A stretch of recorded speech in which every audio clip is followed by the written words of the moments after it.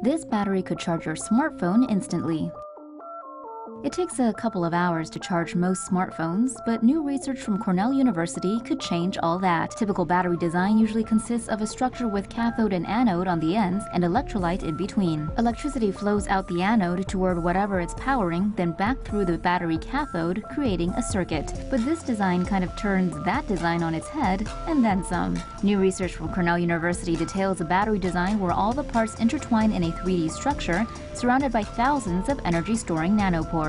So how is this better than your traditional battery? The twisting, self-assembling gyrodial is dense with power and eliminates a lot of the weight in traditional batteries and allows for much quicker energy transfer, and that means much quicker charge times. Speaking in a Cornell news release, lead researcher Dr. Ulrich Weisner said the nanoscale design could see batteries being charged in seconds or even faster. Here's more on batteries and other power sources. Tesla to build the world's largest battery. Tesla has signed an agreement with the state government of South Australia, promising to build the world's largest lithium-ion battery there in just 100 days, or it's free of charge. Tesla will build a 100-megawatt battery at Hornsdale Wind Farm near Jamestown in South Australia. The project will be 60% larger than battery systems in Southern California.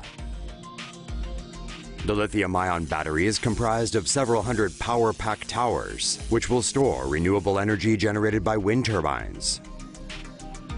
The battery could power 30,000 homes during peak usage hours, as well as provide backup power if there's a shortfall. The venture is part of Tesla's endeavors to promote the transition to sustainable energy. The company has previously released similar clean energy products, such as the Solar Roof, Solar City, and Gigafactory. Germany to build the world's largest redox flow battery. Tesla may not hold the title for creating the world's largest battery after all, as a German energy company is building a redox flow battery in underground salt caverns that could power way more homes than the Tesla project in Australia. A redox flow battery generates electricity by a reversible reduction-oxidation reaction. This reaction takes place between two liquid vanadium electrolytes. When the battery is charging, the electrons pass through a membrane from the cathode to the anolyte. The process is reversed while discharging. The Brine 4 power system will utilize two large underground salt caverns, each of which has a volume of 100,000 cubic meters. These will serve as the electrolyte tanks. The battery can supply a day's worth of power to 75,000 homes. Flow batteries appear to have many advantages over lithium-ion batteries. The water-based electrolyte has no risk of exploding, and the batteries typically last longer than lithium-ion batteries.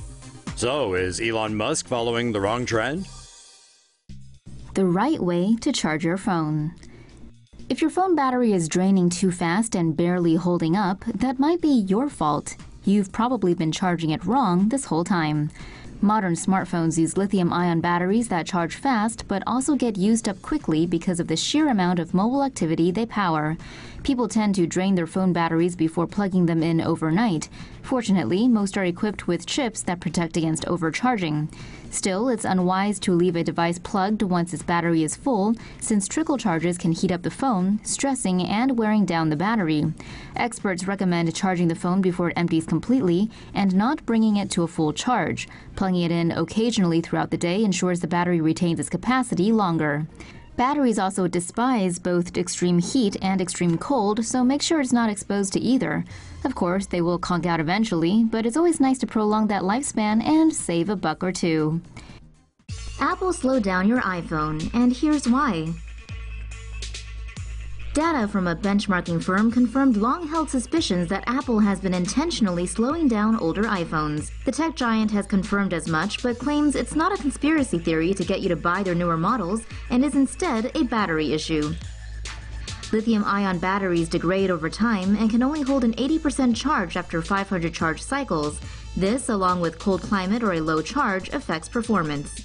Older iPhone models tend to draw more power than their batteries can handle, which can cause the device to suddenly and unexpectedly shut down. To prevent this, Apple's new iOS update throttles CPU speeds on older models in order to limit how much power is drawn from the battery. A number of users have worked around the issue by replacing their batteries, which reportedly restored the phones to their normal speed. Critics have slammed Apple for its lack of transparency, pointing out that users should have been informed of the issue and possible solutions. Most mistakenly believed they needed to upgrade to newer models, when really a battery replacement would have sufficed. Power up, mate. After building the world's largest battery in the outback a year ago, Elon Musk is at it again with the Aussies for a new electrifying project.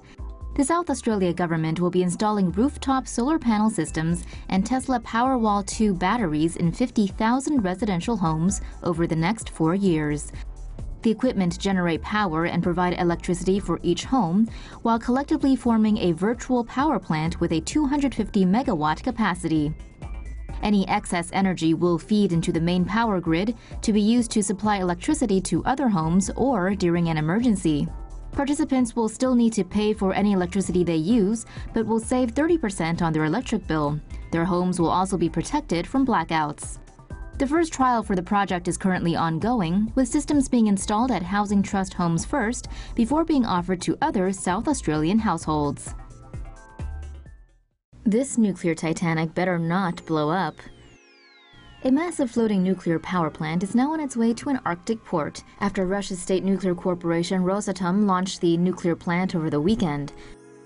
Russian officials say the academic Lomonosov is set to become the first series of floating nuclear power plants Russia plans to develop. The portable plant is not self-propelled and must be towed to the desired location. It is designed to provide energy to port cities and offshore gas and oil extracting platforms. The floating nuclear power plant will be towed from St. Petersburg and around Norway to a Russian town called Murmansk to take on nuclear fuel. From Murmansk, the $232 million nuclear plant will head to the Arctic to power the oil industry town of Pivik. With 2 nuclear reactors, the nuclear plant will produce up to 70 megawatts of electricity, enough to power a city of 100,000 inhabitants. Rosatom says the nuclear plant is designed with a great margin of safety that exceeds all possible threats and makes nuclear reactors invincible for tsunamis and other natural disasters. Rosatom also added that the floating nuclear plant meets all requirements of the International Atomic Energy Agency and do not pose any threats to the environment. Despite such reassurances, Greenpeace nuclear expert John Heverkamp told Engadget that having nuclear reactors moving around the Arctic Ocean creates an obvious threat to a fragile environment which is already affected by climate change.